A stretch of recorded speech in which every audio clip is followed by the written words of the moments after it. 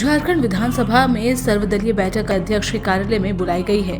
बैठक में विधानसभा अध्यक्ष रविंद्रनाथ महतो, मुख्यमंत्री चंपई सोरेन, नेता प्रतिपक्ष अमर कुमार बावरी, कमलेश सिंह, एनसीपी, प्रदीप यादव, जेवीएम, सरयू राय, विनोद सिंह, लंबोदर महतो, सत्यानंद भोक्ता उपस्थित थे। आप कुछ भी एलिगेशन बीजेपी पे लगा दिए, एजेंसियों पे लगा दिए, लेकिन ये हकीकत है कि आपको इतने महंगे वकीलों को लाने के बाद भी देश के वो भी पैसा जो है टैक्स पेयर झारखंड के पैसा से आपने विरह करवाया, उसके बाद भी आपको राहत नहीं मिली। इसका मतलब में आपने गड़बड़ियाँ की थी, तो गड़बड़ियाँ क्या थी और उस पर ये वर्तमान सरकार क्या पक्ष रखती है, उस पर जांच का क्या स्थिति है।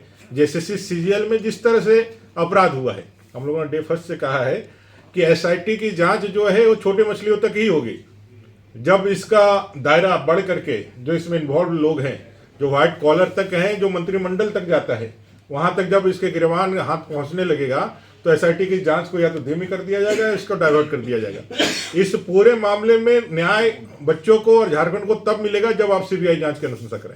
अगर चंपई सोरेन जी, माननीय मुख्यमंत्री जी, अगर झारखंड की जनता को न्याय दिलाना चाहते हैं, बच्चों को न्याय दिलाना चाहते हैं और उसमें अपनी संजीदगी रखते हैं, तो उनको सीबीआई जांच की अनुशंसा करनी चाहिए। ऐसे तमाम मुद्दों को लेकर के, चाहे वो हमारे जेएसएससी के, जेईई के परीक्षार्थी हो या फिर कई एक दिनों से एमपीडब्ल्यू और कितने वर्कर जो है, सारे वर्कर आज जो सड़कों पर हैं, जिस सहायक शिक्षक का नाम देकर पारा शिक्षकों का आपने ढोल नगाड़ा बजवाया, आपने अबीर बंटवाए, आपने मिठाइयाँ बंटवाई, आज वो लोग भी सड़क पर हैं।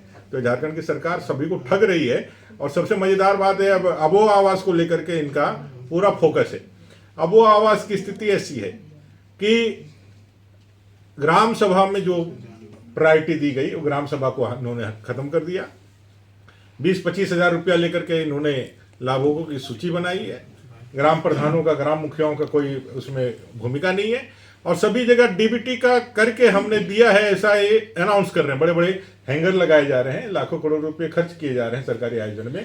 लेकिन हकीकत है कि आज तक, जब हेमंत जी मुख्यमंत्री थे और उन्होंने सिमडेगा के आसपास में कहीं पर एक कार्यक्रम का शुरुआत किया था, वो अवसला, आज तक जब चंपई सोरेन जी 3 जगह जा करके प्रमंडल में इसका जो घोषणा किए हैं डीबीटी, जब प्रधानमंत्री जी डीबीटी करते हैं तो 1 घंटा के अंदर, आधा घंटा के अंदर, 24 घंटे के अंदर लाभुकों के खाते में पैसा जो है ट्रांसफर हो जाता है। लेकिन इनका डीबीटी ऐसा है कि आज 1 महीने दिन हो गए, लेकिन किसी भी लाभुक के खाते में 1 पैसा प्रथम किस्त का नहीं पहुंचा है। आपको याद होगा मुख्यमंत्री आमंत्रण कब हुआ था और उसमें विजेता के लिए 6 लाख का डमी चेक दिया गया था।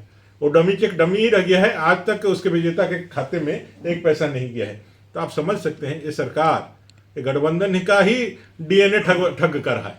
वो ठग करके सरकार एक गठबंधन में आई थी और अभी भी ठगी का काम कर रही है। और जब सरकार के यहाँ इस स्तर से यदि इस तरह का ठगी करने का काम हो, तो इस सरकार का भगवान ही मालिक है।